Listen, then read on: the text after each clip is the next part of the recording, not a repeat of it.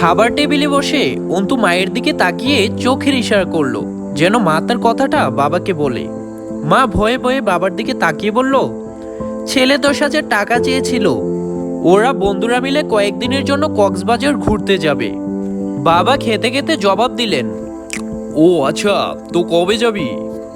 এই তো বাবা, 5 দিন পর যাব। আচ্ছা আচ্ছা, তবে তুই এক কাজ কর, এই 3 দিন আমার দোকানে একটু সময় দে। আমি এক জায়গায় যাব, এসেই না হয় তোকে ঘুরতে যাওয়ার টাকাটা দিয়ে দিব।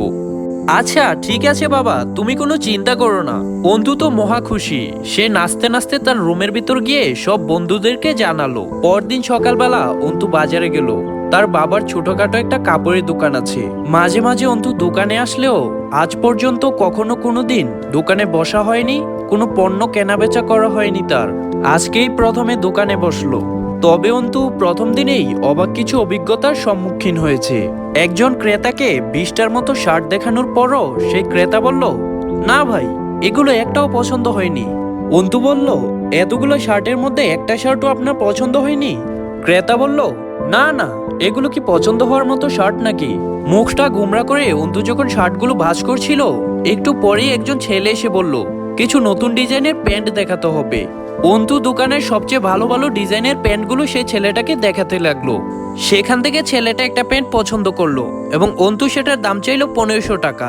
ছেলেটা প্যান্টটা আরেকবার উল্টে পাল্টে দেখে বলল, 300 টাকা দিবেন?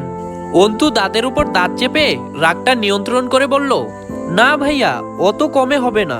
এর কিছুক্ষণ পর একজন মহিলা এসে 1 ঘন্টা ধরে দোকানের সব কাপড় চোপড় উল্টিয়ে পাল্টিয়ে 2টা শাড়ি পছন্দ করে বলল, আমার স্বামী 3 দিন পর বেতন পাবে, তখন এই 2টা শাড়ি আমি নিয়ে নেব। রাগে তো অন্তু সারা শরীর কাঁপছিল, তারপরে কিছু বলতে পারছিল না, কারণ ক্রেতা বলে কথা। নিজের রাগ নিজের বুকের ভেতর জমা রেখে বলল, ঠিক আছে আন্টি, যেদিন আঙ্কেল বেতন পাবে সেদিন আঙ্কেলকে নিয়েই না হয় আসবেন। এক ছেলে মনে হয় তার নতুন বিয়ে করা সধবা স্ত্রীকে নিয়ে দোকানে এসেছে। কর্মচারী ছেলেগুলো যে কাপড়গুলোই দেখায় সেগুলো দেখেই বলে আরো ভালো মানের কাপড় দেখাতে। অবশেষে কর্মচারী ছেলেটা বলল, এর চেয়ে ভালো মানের কাপড় আমাদের দোকানে নেই।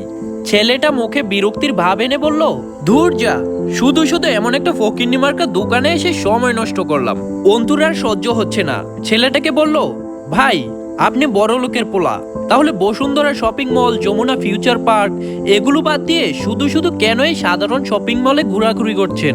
অন্তু যখন রেগে গিয়ে সে ছেলেটার সাথে কথা কাটাকাটি শুরু করে দিচ্ছিল, তখনই এক কর্মচারী সেই ছেলেটার কাছে মাপ চেয়ে অন্তুকে বলল, ভাইয়া, এমন করলে তো ব্যবসা হবে না। প্রতিদিন কত মানুষের কত রকম কথা শুনতে হবে। আপনি আজ প্রথম এসেছেন, তাই কিছু জানেন না। দিন শেষে অন্তু সবকিছুর হিসাব করে দেখে সব খরচ বাদ দিয়ে লাভ হয়েছে মাত্র 820 টাকা। অন্তু 3 দিন ধরে দোকান দেখাশোনা করে এই 3 দিনে আয় হয়েছে 4020 টাকা। আর এই 3 দিনে যে পরিমাণ কষ্ট হয়েছে, সে তার জীবনেও এরকম পরিশ্রম কখনো করেনি। রাতে নিজের রুমে বসে বসে ফোন টিপছিল অন্তু। তখন বাবা এসে বলল, অন্তু, এই নে 10,000 টাকা। অন্তু অবাক হয়ে বলল, কিসের 10,000 টাকা বাবা? বাবা অবাক হয়ে বলল, তুই না বন্ধুদের সাথে কক্সবাজার ঘুরতে যাবি? আসলে অন্তু 3 দিন এই পরিশ্রম করে ঘুরতে যাওয়ার 10,000 টাকার কথাই ভুলে গিয়েছে। অন্তু বাবার চোখের দিকে তাকিয়ে বলল, বাবা, আমি আগে বুঝতাম না টাকা ইনকাম করতে কতটা কষ্ট করতে হয়, তাই তোমার কাছে এত কিছু আবদার করতাম। আমি এই 3 দিনে খুব ভালো করে বুঝতে পেরেছি টাকা ইনকাম করার কষ্টটা। যে 3 দিনে 5,000 টাকা ইনকাম করতে পারলাম না, সেই আমি কিনা 2 দিনের জন্য 10,000 টাকা কিভাবে আবদার করি। এত টাকা খরচ করা আমাদের মতো নিম্ন মধ্যবিত্ত পরিবারের জন্য অপচয় বাদে আর কিছু নয় বাবা। অন্তুর কথা শুনে বাবা কিছুটা রেগে গিয়ে বলল, তোকে তো পণ্ডিতগিরি করতে হবে না, বন্ধুরা সবাই যাচ্ছে, তুইও যা। সমুদ্রের বিশালতা দেখলে তোর খুব ভালো লাগবে। অন্তু বাবার হাত চেপে ধরে বলল, বিশালতা দেখতে সমুদ্র যেতে হবে না বাবা, বাবার চোখের দিকে তাকালেই বিশালতা দেখা যায়। অন্তু খাবার টেবিলে বসে যখন খাচ্ছিল, তখন বাবাকে বলল, বাবা, দোকানে 2 জন কর্মচারী রাখার দরকার নেই, আজ থেকে আমিও তোমার দোকানে বসবো। বাবা অন্তুর কথায় কোনো উত্তর দিল না, শুধু মাকে বলল, তরকারিতে এত ঝাল দিয়েছো কেন? ঝালে চোখে মুখে পানি চলে এসেছে। অন্তু জানে তরকারিতে ঝাল হয়নি, বাবা চোখের পানি লুকানোর জন্য মিথ্যা কথা বলছে। আসলে বাবারা এরকমই হয়, কখনো নিজের কষ্ট কাউকে বুঝতে দেয় না। ভালোবাসা সকল বাবাদের প্রতি, যারা নিজেদের হাজারো কষ্ট আড়াল করে সন্তানদের জন্য অক্লান্ত পরিশ্রম করেন এবং সন্তানকে উপহার দেন সুন্দর ও নিরাপদ জীবন।